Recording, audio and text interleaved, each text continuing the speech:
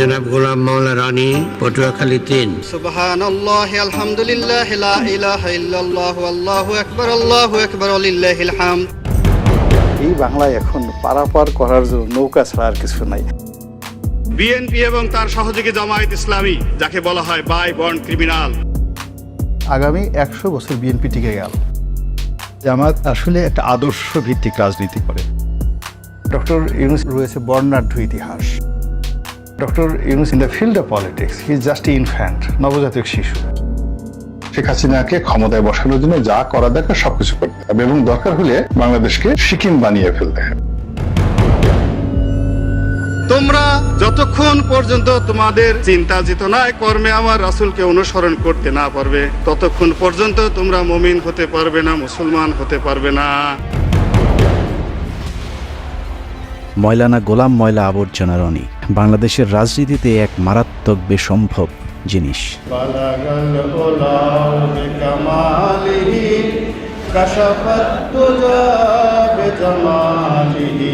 1967 সালে পয়দা হওয়া 57 পেরিয়ে 58-তে পা দিতে চলা এই স্বঘোষিত রাজনীতিবিদ এখন পর্যন্ত সিদ্ধান্ত নিতে পারেনি সে আসলে কোন দলের রাজনৈতিক মতাদর্শে বিশ্বাসী। আমি মনে করি মির্জা ফখরুল থেকে শুরু করে সবারই উচিত জয় বাংলা বলা। আওয়ামী লীগ এত অভাবগ্রস্ত, একটা লোকও নৌকার মাঝি হতে চায়। সংসদে কোনো রাজনীতি নেই। আমার সাথে অনেক বড় বড় মানুষ রয়েছেন যাদের হয়তো পদ পদবি নেই। বিজয় বলতে কি সিংহাসনে বসা?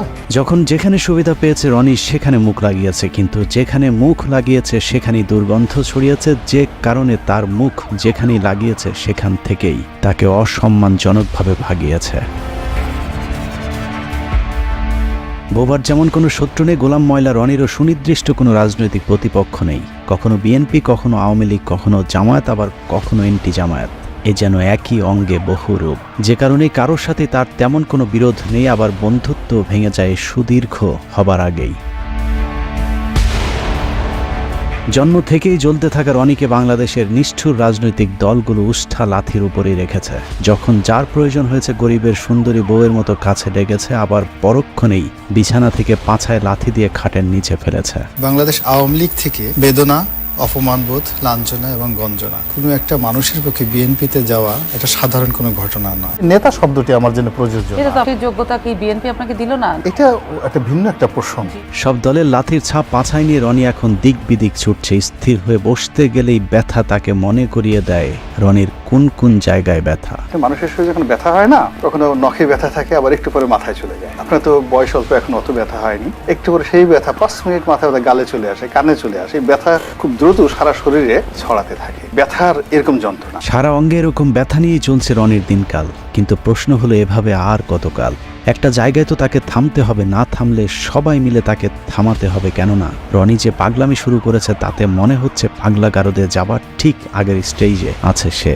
আমার এই সকালে পেট খারাপ থাকে, বিকালবেলা মাথা খারাপ থাকে, রাতে ঘুম হয় না। আমি চিন্তা করলাম করিটা কি? পাগলামি আর একটু বাড়লেই পাবনায় আরেকটি বেড খালি করতে হবে তার জন্যে। কিন্তু আমরা রনির মতো একজন রাজনৈতিক জোকারকে হারাতে চাই না, যে কারণেই তাকে সংশোধন করতে আজকের এই প্রতিবেদন। সহিংস আন্দোলনের নামে অবশ্যই পুলিশের অধিকার আছে তাদেরকে গুলি করে মেরে ফেলা, অবশ্যই আছে। 5 আগস্টের দুদিন আগে চ্যানেলে টক শো শেষ হবার পর উপস্থাপিকার সাথে মানিকের যে অনাকাঙ্ক্ষিত ভিডিওটি ছড়িয়ে পড়েছিল সেটারও নাটের গুরু ছিল গোলাম ময়লা রনি। টক শো শেষে অত্যন্ত অশ্লীল ভঙ্গিতে রনি মানিককে বলেন উপস্থাপিকাকে একটু আদর করে দিতে। ভাই আপনি অনেক রাগ হয়েছেন, আদর করে দেন। মূলত রনির এই কথাতেই সূত্রপাত হয় মানিকের কুরুচিপূর্ণ আক্রমণাত্মক আচরণের। মানিক যখন দীপ্তি চৌধুরীকে যাচ্ছে তাই বলে যাচ্ছিলেন, তখনও রনি অসভ্যের মতো দাঁত কেলিয়ে হাসছিলেন। আমি একটা মুক্তিযোদ্ধা পরিবারের সন্তান, আপনার কোনো অধিকার নেই আমাকে রাজাকারের বাচ্চা বলার। তার এই ব্যক্তিত্বহীনতার কারণে জীবনের পরন্ত সময়ে এসেও এখনও নিজের কোনো রাজনৈতিক পরিচয় জোটেনি। এক কথায় বলতে গেলে রনিকে বলা যায় বাংলাদেশের রাজনীতিতে একজন পলিটিক্যাল প্রস্টিটিউট। রাজনীতির মাঠের এই প্রস্টিটিউট কতবার কতজনের খাটে গিয়েছে সেটা দেখতে আমাদেরকে 2008 সাল থেকে রনির ঘাট বদলের ইতিহাস দেখতে হবে। জামাত আসলে একটা আদর্শ ভিত্তিক রাজনীতি করে। জামাতের যে আদর্শটা রয়েছে সেই আদর্শটা, সমপর্যায়ের আদর্শটা এই মুহূর্তে বাংলাদেশে অন্য কোনো রাজনৈতিক দলের নেই। ঠিক ওই পর্যায়ের কোনো আলেম, কোনো ওলামা আমাদের দেশে না থাকার কারণে জনাব দেলোয়ার হোসেন সাইদী সাহেব গ্রেপ্তার হওয়ার পর থেকে একটা বিশাল শূন্যতার সৃষ্টি হয়েছে। কদিন আগে রনির কথাবার্তা শুনলে মনে হতো জামায়াতের পটুয়াখালী জেলা আমির, কিন্তু এগুলো আসলে তার মনের কথা না। রনির মনের কথাগুলো শুনতে হলে 2010 সালে সংসদে রনির দেয়া একটি বক্তব্য শুনতে হবে। বিএনপি এবং তার সহযোগী জামায়াত ইসলামী, যাকে বলা হয় বাই বর্ন ক্রিমিনাল, অপরাধ করার জন্য যাদের জন্ম হয়েছে। এই বক্তব্য স্বঘোষিত বুদ্ধিজীবী গোলাম মাওলা রনির যখন আওয়ামী লীগের সংসদ সদস্য ছিলেন তখনকার। আওয়ামী লীগের সাথে তার সংসার ভাঙে ইন্ডিপেন্ডেন্ট টেলিভিশনের সাংবাদিক পিটিয়ে জেলে যাবার পর। ইন্ডিপেন্ডেন্ট টেলিভিশনের সাংবাদিক পেটানোর প্রেক্ষাপটটা একটু আলোচনা করে আসা দরকার। আপনি যদি রনির উইকিপিডিয়াতে যান তাহলে দেখবেন রনির জন্ম ফরিদপুরের শ্যামপুরে, কিন্তু রনি এমপি হয়েছিলেন পটুয়াখালী 3 আসন থেকে। স্বাভাবিকভাবে প্রশ্ন আসতে পারে ফরিদপুর থেকে রাতারাতি পটুয়াখালী কিভাবে তিনি সংসদ সদস্য হলেন। জনাব গোলাম মাওলা রনি, পটুয়াখালী 3। মাননীয় স্পিকার, আপনাকে ধন্যবাদ। লা ইলাহা ইল্লাল্লাহু ওয়াহদাহু লা শারীকা লাহু লাহুল মুলকু ওয়া লাহুল হামদ। রনির পূর্বপুরুষ ছিলেন নদী ভাঙন ফরিদপুরের চরের বাসিন্দা। রনির বাবা গ্রামে গ্রামে মাথায় করে তেল বিক্রি করতেন। আর্থিকভাবে অসচ্ছল হলেও মোটামুটি খেয়ে পড়ে বেঁচেছিলেন, কিন্তু হঠাৎ করে নদী ভাঙনে তার পৈতৃক ভিটার নদী গর্ভে বিলীন হয়ে গেলে নিঃস্ব হয়ে গোলাম মাওলার পরিবার চলে যায় ফরিদপুর থেকে পটুয়াখালীতে। একসময় সম্বল শুধু কম্বলওয়ালা গোলাম মাওলা রনি 111-এ শেখ হাসিনা জেলে থাকার সময়টাতে হাসিনাকে তেল দিয়ে কলাম লেখার পুরস্কার হিসেবে 2008 সালে নির্বাচনে আওয়ামী লীগের মনোনয়ন পান। এরপর সংসদ সদস্য নির্বাচিত হবার পর আর ফিরে তাকাতে হয়নি রনিকে। একে একে শিপিং বিজনেস, টেক্সটাইল বিজনেস থেকে শুরু করে এক্সপোর্ট ইম্পোর্ট সহ নানা ধরনের ব্যবসার মালিক হয়ে যান গোলাম মাওলা রনি। ব্যবসা বাণিজ্য করেছি, টাকা পয়সা হয়েছে, আরো টাকা হতে হবে, সালমান এফ রহমানের মতো ধনী হতে হবে। গামছার তেল বিক্রেতার ছেলের আলাদ্দিনের চেরাগ দেখে অনেকেই তার কাছে জিনের সাহায্য চাইতে গিয়েছিলেন, কিন্তু চেরাগের সেই জিন গামছাওয়ালার ছেলে রনিকে ধনী করলেও অন্যদেরকে করেছে পথের ফকির। রনির সাথে যারাই যৌথভাবে ব্যবসা করতে গিয়েছেন সকলকেই খাল কেটে আনা কুমিরের মতো পেটে ঢুকতে হয়েছে। রনির একটা পারিবারিক বৈশিষ্ট্য আছে, যেখানে খান সেখানেই হাগেন। হেগে মতে পুরো পটুয়াখালী দুর্গন্ধ করে ফেলেছেন। ফরিদপুরের তেল বিক্রি করা রনির বাবা শামসুদ্দিন মুন্সি পটুয়াখালীতে এসে শুরু করেন বাজারে বাজারে গামছা বিক্রি করা, কিন্তু সমস্যাটা সেখানে নয়। ফরিদপুর থেকে কাঁথা বালিশ নিয়ে পটুয়াখালীতে যাবার পর তৎকালীন স্থানীয় যে চেয়ারম্যান তার খালি জমিতে রনির বাবাকে থাকতে জায়গা দিয়েছিলেন, সেই চেয়ারম্যানের খালি জমি দখল করেই গোলাম মাওলা রনি গড়ে তুলেছেন বহুতল ভবন। সেই চেয়ারম্যান বেঁচে না থাকলেও তার ছেলে জানিয়েছেন রনির বাবাও তার মতো একটু টাউট প্রকৃতির ছিল। কথাবার্তা শুনে প্রথমত বুঝতে পারি নাই যে এই লোকটা এত খারাপ, এত বড় মৃত্যু, এত বড় টাউট। রনির বাবার হাত ধরেই দখলের হাতখড়ি হয় রনির। সরকারি খাস জমি থেকে শুরু করে এলাকার নদী নালা, এমনকি অসহায় দরিদ্র মানুষের শেষ সম্বলটুকু পর্যন্ত দখল করেছে গোলাম মাওলা রনি। মাস্তানদেরকে বলেন যে আমার কাছ থেকে চাঁদা যদি নেয় একটু কম পরিমাণে ডিমান্ড করে, কিন্তু 5 লাখ দেওয়ার মতো তো আমার সামর্থ্য নেই। রনি বলছিল যে আপনার জমি বিক্রি করে চাঁদা দেবে। রনিকে এসব দখলবাজিতে যখন যেই বাধা দিয়েছে তার বিরুদ্ধেই মামলা ঠুকে দিয়েছেন মামলাবাজ গোলাম মাওলা রনি। সহযোগিতা করতে গেলে হ্যাগরও মামলা দেয়। টকশোতে মিষ্টি মিষ্টি কথা বলা রনি তার এলাকায় গড়ে তুলেছেন একটি ক্যাডার বাহিনী, যার নাম ভাইয়া গ্রুপ। এই গ্রুপের প্রধান গোলাম মাওলা রনির শ্যালক মকবুল খান। দখলবাজি আর চাঁদাবাজিতে অতিষ্ঠ গলাচিপা এলাকার মানুষ মকবুলের বিরুদ্ধে নালিশ করতে গিয়েছিলেন রনির কাছে, কিন্তু ভুক্তভোগী ব্যক্তিরা বুঝতে পারেননি টেলিভিশনের রনি আর টেলিভিশনের বাইরের রনি এক জিনিস নয়। সব বিষয়ে বিশেষজ্ঞ রনি টেলিভিশন টক শোতে নীতিবাক্যের ফুলছুরি ছড়ালেও নিজে জড়িয়েছেন নীতি বিবর্জিত অনৈতিক বিভিন্ন কাজের সাথে। মামলা দখল আর চাঁদাবাজি করে তেল বিক্রেতার ছেলে এখন শত শত কোটি টাকার মালিক। আমাদের এমন দিন আছে যে 10 কোটি টাকা আমাদের একসাথে ব্যাংক থেকে তুলতে। নিউ মার্কেট এলাকার নাইম রোডের লাক্সারি এই ভবনের 6-এর বি ফ্ল্যাটটিতে রনি নিজে থাকেন। রাজধানীর তোপখানা রোডের মেহরোবা প্লাজায় রয়েছে তার আরেকটি ফ্ল্যাট। বসুন্ধরা বাড়িধারা প্রকল্পে 5 কাঠা এবং পূর্বাচলে রয়েছে তার আরেকটি 10 কাঠার প্লট। নিজের অন্যান্য জায়গার বাড়ি ফ্ল্যাট থাকার তথ্য গোপন করে অবৈধভাবে তিনি এসব প্লট বাগিয়ে নিয়েছেন। হঠাৎ করে গোলাম মাওলা রনি কিভাবে আঙুল ফুলে কলা গাছ হয়ে গেলেন সেই খবর সংগ্রহ করতে গেলে ইন্ডিপেন্ডেন্ট টেলিভিশনের সাংবাদিকের উপর চড়াও হন রনি। মেমোরি কার্ড যদি নিয়ে থাকে মেমোরি কার্ড ফেরত দিয়ে দেন। কি আসছে মেমোরি কার্ড? আমার দ্বারা যদি কেউ ক্ষতিগ্রস্ত হয়ে থাকে এজ এ বড় ভাই হিসেবে আমি সরি। যাই হোক, ওই ঘটনায় গ্রেফতারের পর জেল খাটতে হয়েছে বেশ কিছুদিন। জেল থেকে বেরোলেও আর আওয়ামী লীগে ঢুকতে না পারায় নতুন ভাতারের সন্ধানে বের হন তিনি। খুঁজতে খুঁজতে বিএনপির সাথে দেখা। সাংগঠনিকভাবে চরম ভঙ্গুর অবস্থায় থাকা বিএনপি তখন ডক্টর কামাল কাদের সিদ্দিকী রনিদের মতো খড়কুটো যা পেয়েছে তাই আঁকড়ে ধরেছে।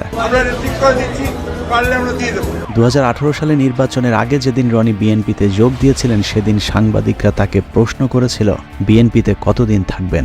রনি তার উত্তরে বলেছিলেন মৃত্যু পর্যন্ত থাকতে এসেছে। আমি এখানে এসেছি এবং মৃত্যু পর্যন্ত এখানে থাকবো ইনশাআল্লাহ। মূলত 2018 সালে বিএনপির মনোনয়ন পেতেই রনির এই পোল্টিবাজি। রনির সেই ডিগবাজিতে ধানের শীষের টিকিটও পেয়ে গিয়েছিলেন, কিন্তু পটুয়াখালী 3 আসনে আজীবন বিএনপির রাজনীতি করে আসা বিএনপির মূল প্রার্থী মনোনয়ন প্রত্যাহার না করে রনির প্রতিদ্বন্দ্বিতা করেন। গোলাম মাওলা রনি এখন আওয়ামী লীগের সঙ্গে বেইমানি করেছে, সামনে বিএনপির সাথে করবে। সে বিএনপিতে যোগ দিয়েছে, জনগণ তাকে আর কোনোদিন সমর্থন করবে না। তাকে মনোনয়ন দেওয়া হয়, কিন্তু নির্বাচন কমিশন তার মনোনয়নের প্রার্থিতা বাতিল করেছে। সে তার আম ও সালা দুটি হারিয়েছে। 2018 সালে নির্বাচনে দেশের অন্যান্য এলাকার মতো রনির পটুয়াখালী 3 আসনেও বিএনপির মনোনীত প্রার্থী গণসংযোগ কিংবা ভোট দিতে যেতে পারেননি। কিন্তু পটুয়াখালী 3 আসনটিতে রনির প্রতিদ্বন্দ্বী হিসাবে তৎকালীন সিএসি নুরুল হুদার আপন ভাগ্নে সাজু হয় সেখানকার অবস্থা আরও ভয়ানক ছিল।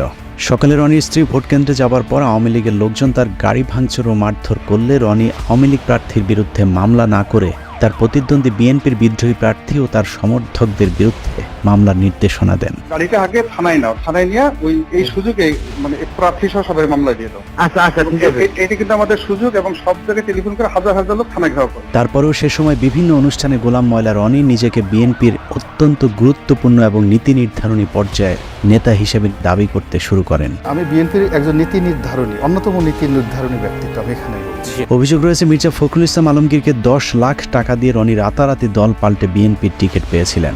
10 লাখে মনোনয়ন কেনা বিএনপির গুরুত্বপূর্ণ এই নেতা 2018 সালে আওয়ামী লীগ আবারও ক্ষমতায় এলে আরেকবার ডিগবাজি দেয়। কিছুদিন আগে বিএনপির নীতি নির্ধারণী পর্যায়ের নেতা দাবি করা রনি বলতে শুরু করেন, আমি বিএনপির কেউ না। বিএনপির কোনো কমিটিতে আমি নেই, আমি শুধু ইলেকশনটা করেছি। আমাকে যদি বিএনপি নেতা বলা হয় এটা আমার জন্য অবমাননাকর, অপমানজনক, কারণ আমি আসলে বিএনপির নেতৃত্বে নেই। ওই অনুষ্ঠানে রনিকে প্রশ্ন করা হয়েছিল, আপনি যে বিএনপির নেতা না এটা আপনি কখন বুঝলেন?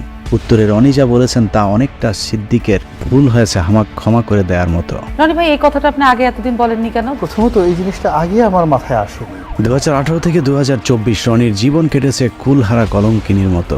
জলে ভাসা পদ্মের মতো 5টি বছর কাটানোর পর 2024 সালে আওয়ামী লীগ যখন আবারও ক্ষমতায় আসে তখন গোলাম মাওলা রনি বুঝতে পেরেছিলেন আওয়ামী লীগ ছাড়ার কোনো উপায় নেই, যে কারণে 2024 সালে নির্বাচনের পর আবারও আওয়ামী লীগের খাটে যাবার চেষ্টা করতে থাকেন। আওয়ামী লীগকে তো সবসময় মিস করি, মৃত্যু পর্যন্ত মিস করি। আর আমি যদি বিএনপির মন্ত্রীও থাকি এবং আওয়ামী লীগের যদি প্রয়োজন মনে করে তখন সেই মন্ত্রিত্ব ছেড়ে দিয়ে হলো আওয়ামী লীগের হাল। আওয়ামী লীগে আবারও পথ ফিরে পেতে বিএনপিকে নিয়ে নানা ধরনের ঠাট্টা বিদ্রুপমূলক কথাবার্তা শুরু করেন গোলাম ময়লা রনি। বিএনপি এখন সরাসরি মাঠের রাজনীতি না করে তারা দোয়াদরুতে মগ্ন হয়ে গেছে, ঝাড়ফুঁক তাবিজ কওয়াজে ব্যস্ত। কেউ কেউ বলে যারা জাদুটু নাও জানে, বানও মারতে জানে। বিএনপির যে গণতান্ত্রিক ভাবে তাদের যে অবস্থানটা ছিল সেটাকে তারা তাড়িয়ে সামনের যে জায়গাটিতে মিস্টার জো বাইডেনকে বসিয়ে দিয়েছে, মিস্টার পিটার ডি হাসকে বসিয়ে দিয়েছে। বিএনপিকে নিয়ে হাসি ঠাট্টা করে অবশ্য কোনো লাভ হয়নি, কারণ পুরাতন স্বামী আওয়ামী লীগের সাথে আবারও ঘর বাঁধার আগেই স্বামী পলাতক অবস্থা যখন এই রনি আবারও শুরু করে নতুন স্বামীর সন্ধান।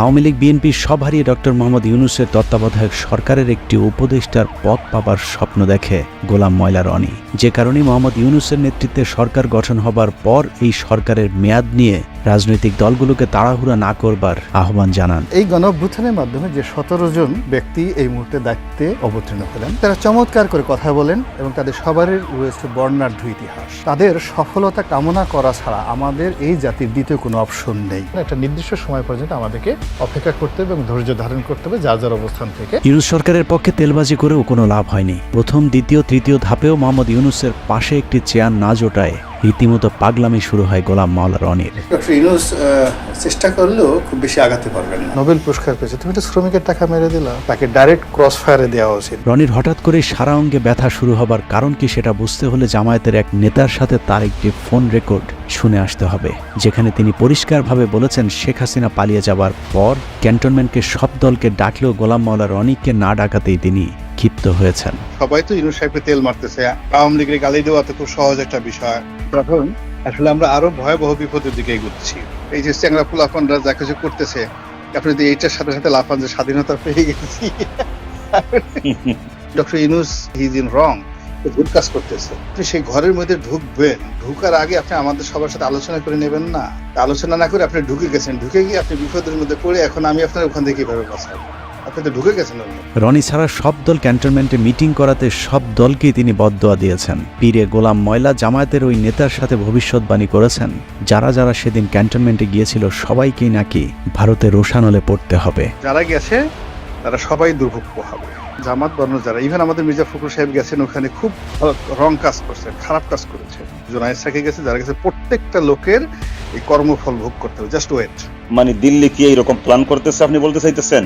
জি, এটা সেই প্ল্যান অনুযায়ী সবকিছু। এখন আপনি একটা কাজ করেছেন, সেই কাজের তো ফল আপনাকে ভোগ করতেই হবে। পরিস্থিতি যা দাঁড়িয়েছে, যে কোনো সময় 999-এ কল করে রনিকে পাবনার গাড়িতে উঠিয়ে দিতে হবে। Doctor Yunus is a famous and eminent economist, কিন্তু in the field of politics he is just infant, নবজাতক শিশু, 3 মাসও টিকতে পারবেন না। নিজের ফেসবুক, ইউটিউব থেকে শুরু করে টেলিভিশন টক শো সবখানেই যেন রনির টার্গেটে পরিণত হয়েছে ডক্টর মোহাম্মদ ইউনূস।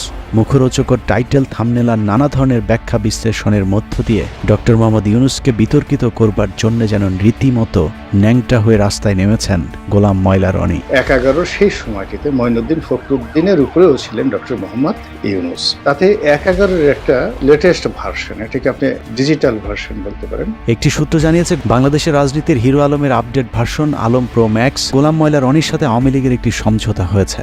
রনিকে যেহেতু জামায়াত, বিএনপি, ডক্টর ইউনূস কেউই পাত্তা দিচ্ছে না, সে কারণে তিনি এখন আওয়ামী লীগের সাথে হাত মিলিয়ে সূক্ষ্ম ষড়যন্ত্রে লিপ্ত হয়েছেন। এরই মধ্যে শেখ হাসিনা সম্পর্কে গুণগান শুরু করেছে রনি। সামনে হয়তো প্রকাশ্যে আরও গুণগান শোনা যেতে পারে। চীনের এবং আমেরিকার চক্রান্তে বাংলাদেশে শেখ হাসিনাকে যেভাবে বাংলাদেশ থেকে তাড়ানো হয়েছে, এটি নির্মম, এটি অন্যায়, এটি অসাংবিধানিক।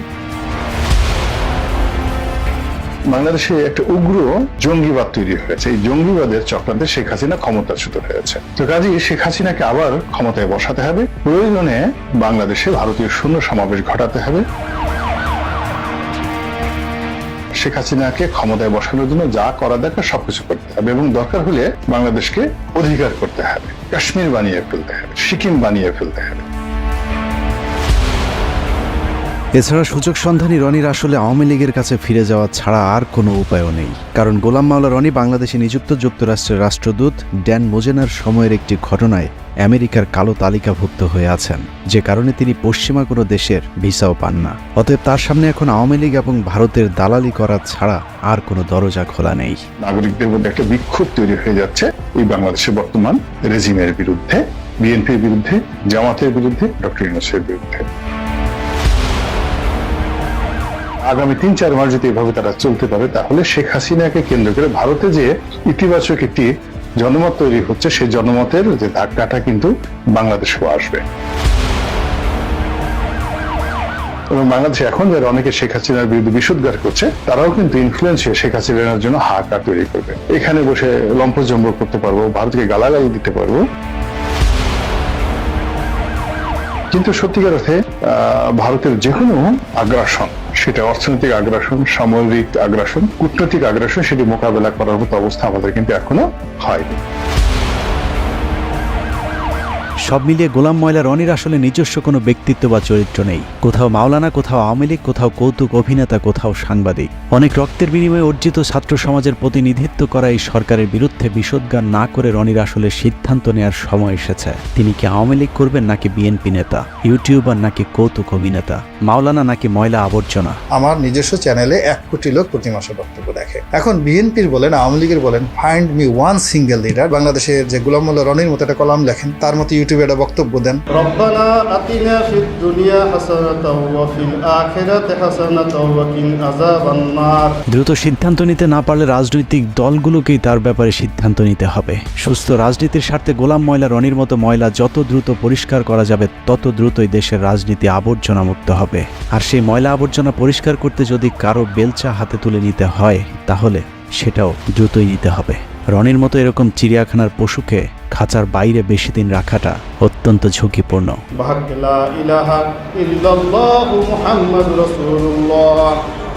আল্লাহ হাফেজ।